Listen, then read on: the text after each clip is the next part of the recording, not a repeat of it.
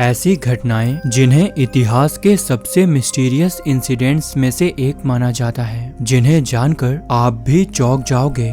Number 1, 14 मई 2008 की रात 19 साल का ब्रैंडन स्वानसन अपने कॉलेज सेमेस्टर के खत्म होने के बाद एक छोटी सी पार्टी से घर लौट रहा था। वो मिनेसोटा स्टेट यूनिवर्सिटी मूरहेड का स्टूडेंट था और अपने घर लौट रहा था। रात काफी हो चुकी थी और रूरल एरिया था। तभी ड्राइव करते वक्त उसकी कार रोड से फिसलकर छोटी सी खाई में चली गई। एक्सीडेंट सीरियस नहीं लग रहा था। ब्रैंडन को चोट नहीं लगी थी। उसने अपने फादर ब्रायन स्वानसन को फोन किया और कहा कि मैं खाई में हूँ, आप मुझे लेने आ सकते हो। ब्रैंडन ने बताया कि वो लिंड मिनेसोटा के पास है। उसके पेरेंट्स तुरंत कार लेकर निकल गए, लेकिन प्रॉब्लम ये थी कि ब्रैंडन अपनी एग्जैक्ट लोकेशन क्लियरली एक्सप्लेन नहीं कर पा रहा था। रूरल मिनेसोटा में कई रोड सिमिलर दिखते हैं। फोन पर बात करते हुए ब्रैंडन ने डिसाइड किया कि वो रोड फॉलो करके किसी पास के टाउन की लाइट्स की तरफ चलकर जाएगा। वो चल रहा था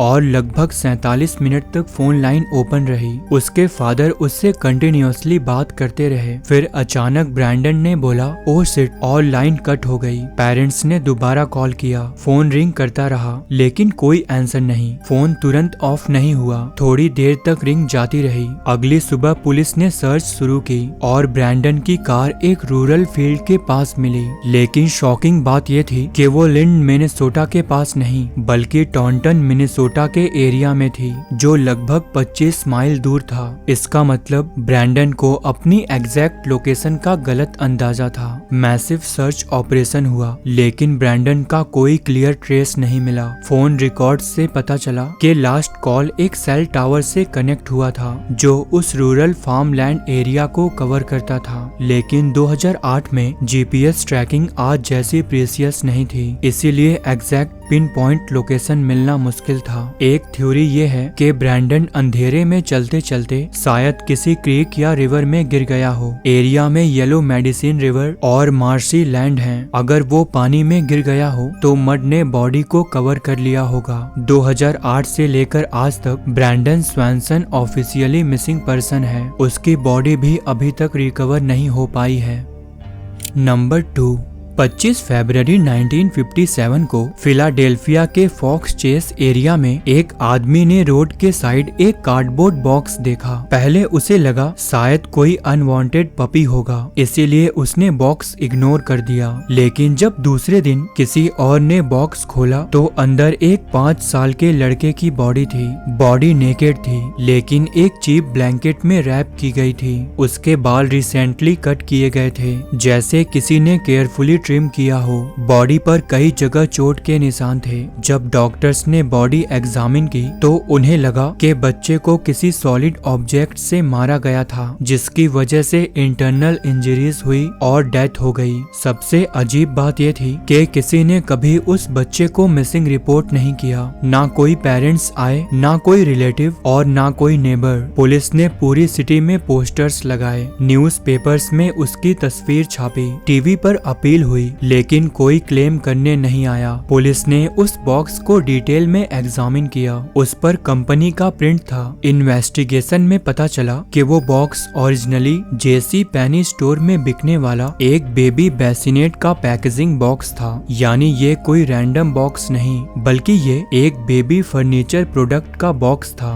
जिसे किसी ने स्टोर से खरीदा होगा। पुलिस ने जेसी पेनी के स्टोर रिकॉर्ड्स चेक किए, शिपमेंट और डिलीवरी डिटेल्स देखे, लेकिन 1957 में रिकॉर्ड्स प्रॉपर्ली डिजिटाइज नहीं होते थे। सीसीटीवी या आईडी प्रूफ का भी सिस्टम नहीं था, इसीलिए ये आइडेंटिफाई नहीं हो सका कि वो बेसिनेट किसने खरीदा था। एक और हैरान करने वाली डिटेल ये थी कि बॉय के बॉडी पर सर्जिकल मार्क्स थे। 1950s में फॉरेंसिक टेक्नोलॉजी लिमिटेड थी। फिंगरप्रिंट्स मिले, लेकिन डाटाबेस से मैच नहीं हुआ। डीएनए का कॉन्सेप्ट भी तब एग्जिस्ट नहीं करता था, इसीलिए मीडिया ने उसे the boy in the box का नाम दिया। दशकों तक केस कोल्ड रहा। लोगों ने थ्योरीज बनाई कि वो इलीगल अडॉप्शन का विक्टिम था। फिर सालों बाद टेक्नोलॉजी बदली।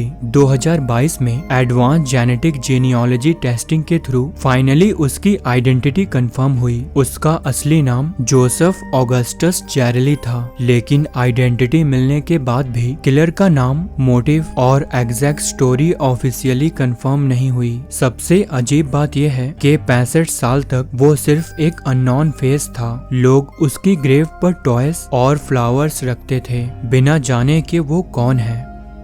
नंबर 3, 30 दिसंबर 2000 की रात टोक्यो के सटागिया एरिया में एक शांत रेसिडेंशियल घर के अंदर पूरी मियाजावा फैमिली का ब्रूटली मर्डर कर दिया गया। घर में ताकेशी मियाजावा, उनकी वाइफ यासुको, उनका 8 साल का बेटा और 6 साल की बेटी थी। नए साल से सिर्फ एक दिन पहले हुआ ये क्राइम जापान को हिला देने वाला साबित हुआ। किलर ने अटैक नाइफ से किया था। ये एक प्लान्ड और कंट्रोल्ड अटैक लगता था, लेकिन जो बात सबसे ज्यादा शॉकिंग थी वो मर्डर के बाद का बिहेवियर था। अटैक के बाद किलर भागा नहीं, वो घर में कई घंटे रुका रहा। उसने फ्रिज से खाना निकाला और खाया, कंप्यूटर यूज किया, टॉयलेट यूज किया, अपने कपड़े बदले और सोफा पर रेस्ट किया, जैसे उसे किसी बात का डर ही ना हो। ये अनयूजुअल काल्मनेस इन्वेस्टिगेटर्स के लिए सबसे बड़ा साइकोलॉजिकल पजल बना। क्राइम सीन पर किलर ने बहुत सारे क्लूज छोड़े, जैसे DNA samples, fingerprints, blood traces,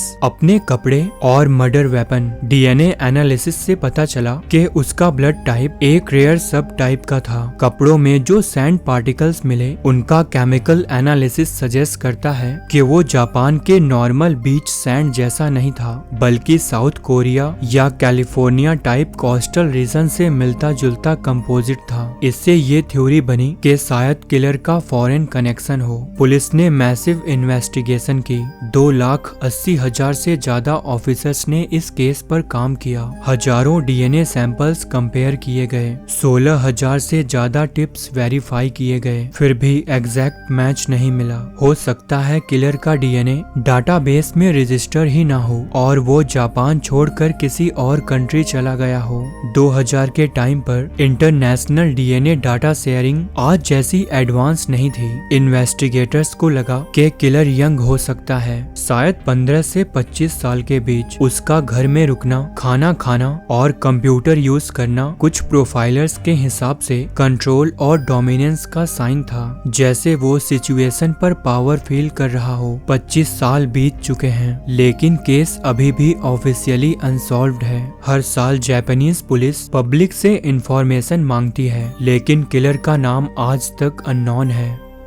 number 4, 1945 से 1950s के बीच वर्मोंट यूएसए के एक फॉरेस्ट माउंटेन एरिया में एक के बाद एक लोग गायब होने लगे। एरिया ग्लास्टनबरी माउंटेन के आसपास का था। घना जंगल और अनप्रिडिक्टेबल वेदर। सबसे पहला स्ट्रेंज केस 1945 में हुआ। 74 साल के एक्सपीरियंस हंटिंग गाइड मिडी रिवर्स 4 हंटर्स को लीड कर रहे थे। वो आगे चल रहे थे, लेकिन एक टर्न के बाद अचानक वो गायब हो गए। हंटर्स ने सोचा वो आगे होंगे, लेकिन वो कभी वापस नहीं मिले, सिर्फ एक राइफल ग्राउंड पर मिले। फिर 1 दिसंबर 1946 में सबसे फेमस केस हुआ। 18 साल की Bennington college student Paula Welden red jacket पहनकर लॉन्ग ट्रेल पर हाइक कर रही थी। विटनेसेस ने उसे ट्रेल पर चलते देखा। एक कपल ने बताया कि वो उनसे आगे थी, फिर एक बैंड के बाद सडनली आउट ऑफ साइट हो गई। जब कपल उस टर्न पर पहुंचे तो पाउला वहां नहीं थी। मैसिव सर्च स्टार्ट हुआ।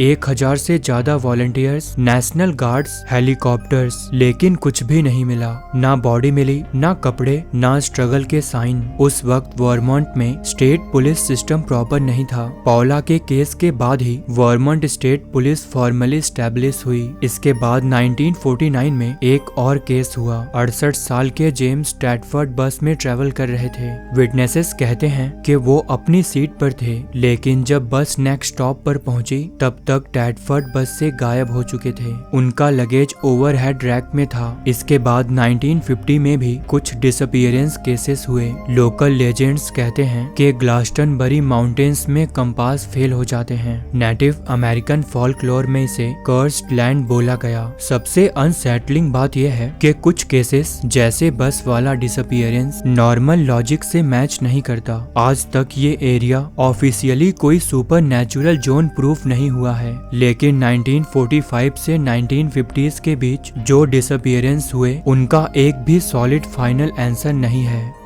नंबर 5, 1930s के बीच जब अमेरिका ग्रेट डिप्रेशन से गुजर रहा था, तब क्लीवलैंड के एक गरीब और इंडस्ट्रियल एरिया किंग्सबरी रन में एक ऐसा सीरियल किलर एक्टिव हुआ जिसे मीडिया ने मैड बचर ऑफ किंग्सबरी रन नाम दिया। 1935 से 1938 के बीच ऑफिशियली 12 विक्टिम्स मिले, लेकिन कई इन्वेस्टिगेटर्स मानते हैं कि असली नंबर 20 या उससे भी ज्यादा हो सकते हैं। विक्टिम्स ज्यादातर गरीब, होमलेस या सोसाइटी के फ्रिंज पर रहने वाले लोग थे। इसी वजह से उनकी आइडेंटिफिकेशन मुश्किल हो गई और कुछ लोग कभी पहचाने ही नहीं गए। इस केस को सबसे ज्यादा हॉरिफाइंग बॉडीज की कंडीशन बनाती हैं। हर विक्टिम का बॉडी डिसमेंबर्ड था, हाथ, पैर और धड़ अलग अलग मिले। कई केसेस में सर काट दिया गया था और कुछ बॉडीज बिना कपड़ों के मिली। फॉरेंसिक डॉक्टर्स ने नोटिस किया कि कट्स काफी क्लीन और सटीक थे, जैसे किलर को ह्यूमन एनाटॉमी का प्रॉपर नॉलेज हो। इसी वजह से थ्योरी बनी कि किलर शायद डॉक्टर या मेडिकल स्टूडेंट हो सकता है। कुछ विक्टिम्स को मारने से पहले ड्रग या अल्कोहल दिया गया था, जो प्लानिंग और कंट्रोल को दिखाता है। इन्वेस्टिगेशन की जिम्मेदारी ऑफिसर एलियट नेस को मिली। नेस पर मीडिया और पब्लिक का बहुत प्रेशर था। उन्होंने किंग्सबरी रन के शैंटी टाउन को जलवा दिया ताकि एरिया क्लियर हो और किलर को हाइड होने की जगह ना मिले, लेकिन इस एक्शन से भी कोई सॉलिड लीड नहीं मिली। सबसे स्ट्रॉन्ग सस्पेक्ट डॉक्टर फ्रांसिस ई स्विनी को माना गया, जो एक फॉर्मर आर्मी सर्जन था। उसकी मेडिकल बैकग्राउंड और मेंटल इंस्टेबिलिटी के रिपोर्ट्स सस्पिशन को और स्ट्रॉन्ग करते थे। उसे इंटेरोगेट किया गया और वो पॉलीग्राफ टेस्ट फेल भी कर गया, लेकिन उस टाइम के लाई डिटेक्टर रिलायबल नहीं होते थे। सबसे बड़ी प्रॉब्लम ये थी कि कोई डायरेक्ट फिजिकल एविडेंस नहीं था जो उसे क्राइम से जोड़ सके। एविडेंस की कमी की वजह से उस पर चार्ज फाइल नहीं हो सका। बाद में वो खुद मेंटल हॉस्पिटल में एडमिट हो गया और 1964 में वहीं उसकी डेथ हो गई। केस के दौरान किलर ने पुलिस को टाउंटिंग लेटर्स भी भेजे, जैसे वो उन्हें चैलेंज कर रहा हो। कुछ बॉडीज इतनी ओपनली पब्लिक जगह पर छोड़ी गई थी जैसे किलर अटेंशन चाहता हो। इस सब के बावजूद पुलिस कभी उसका नाम कंफर्म नहीं कर पाई। आज तक क्लीवलैंड मर्डर्स ऑफिशियली अनसॉल्व्ड है। नंबर 6, 19 दिसंबर 1959 को ऑस्प्री, फ्लोरिडा में वॉकर फैमिली अपने छोटे से फार्म हाउस में नॉर्मली रह रही थी। परिवार में क्लिफर्ड वॉकर, उनकी वाइफ क्रिस्टीन और 2 बच्चे जिमी और डेबी थे। अगली सुबह जब नेबर्स ने उन्हें नहीं देखा तो पुलिस को कॉल किया गया। जब ऑफिसर्स घर के अंदर गए तो सभी हैरान हो गए। क्लिफर्ड और क्रिस्टीन को शॉट गन से गोली मारी गई थी और दोनों बच्चों को भी गोली मारी गई और क्रिस्टीन को एडिशनली नाइफ से भी मारा गया था। अजीब बात यह है कि घर में कोई फोर्स्ड एंट्री का साइन नहीं था, रॉबरी भी नहीं की गई थी। क्राइम सीन पर सिर्फ कुछ चीजें मिली, जैसे एक शॉटगन सेल, एक क्लियर शू प्रिंट और कुछ फिंगरप्रिंट्स जो उस वक्त मैच नहीं हो पाए। 1959 में फॉरेंसिक टेक्नोलॉजी लिमिटेड थी, इसीलिए केस धीरे धीरे कोल्ड हो गया। फिर एक इंटरेस्टिंग ट्विस्ट आया। 1959 के नवंबर में ही कैंसास में एक और फैमिली, क्लटर फैमिली का ब्रूटली मर्डर कर दिया गया,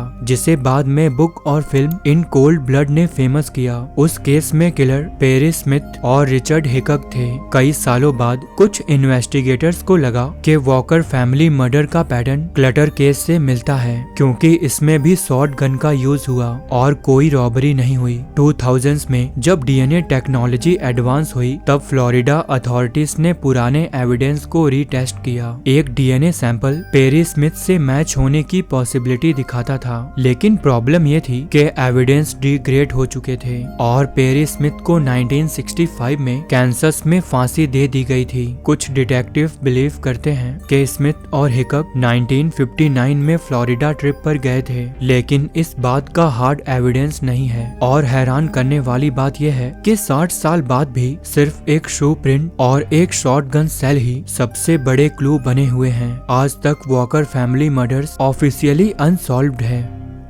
नंबर 7, 25 नवंबर 1809 को पर्लबर्ग पर्शिया में, जो अब जर्मनी बन गया है, वहां एक ब्रिटिश डिप्लोमेट बेंजामिन बैथर्स्ट यूरोप में नेपोलियन के वॉर के दौरान सीक्रेट डिप्लोमेटिक मिशन पर ट्रेवल कर रहे थे। वो अपने असिस्टेंट्स के साथ एक होटल व्हाइट सॉन इन में रुके। शाम को उन्होंने डिनर किया। बेंजामिन थोड़ा घबराए से लग रहे थे क्योंकि उस वक्त यूरोप में पॉलिटिकल टेंशन हाई थी। वो इंग्लैंड वापस जाने की प्लानिंग में थे। डिनर के बाद वो होटल के बाहर कोर्ट यार्ड में अपनी हॉर्स कैरियज चेक कर रहे थे। उनका असिस्टेंट्स और सर्वेंट पास ही थे। अजीब बात यह है कि बेंजामिन कैरियज के एक साइड से आगे गए और दूसरी तरफ से आए ही नहीं। जब सर्वेंट ने दूसरी तरफ देखा तो वो वहाँ नहीं थे। ये सब लिटरली सेकेंड्स के अंदर हुआ। ना कोई आवाज हुई, ना घोड़े डिस्टर्ब हुए और ना ही फाइट का साइन मिला। उनका कोट, हैट और लगेज होटल के अंदर ही था। पैसा और डॉक्यूमेंट्स भी वहीं थे।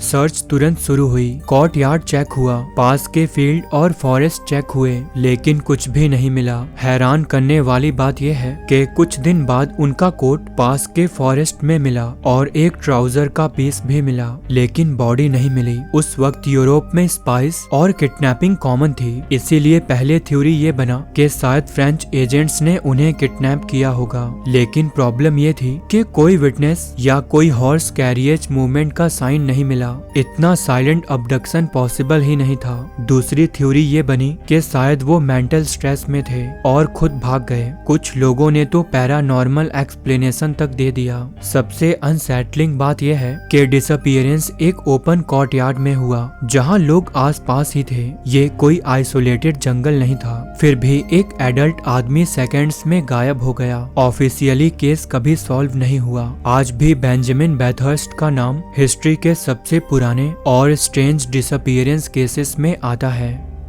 दोस्तों, कौन सी घटना आपको सबसे ज्यादा शॉकिंग लगी? कमेंट में मेंशन जरूर करें। साथ ही वीडियो को लाइक और चैनल को सब्सक्राइब करना ना भूलें। मिलते हैं नेक्स्ट वीडियो में। धन्यवाद।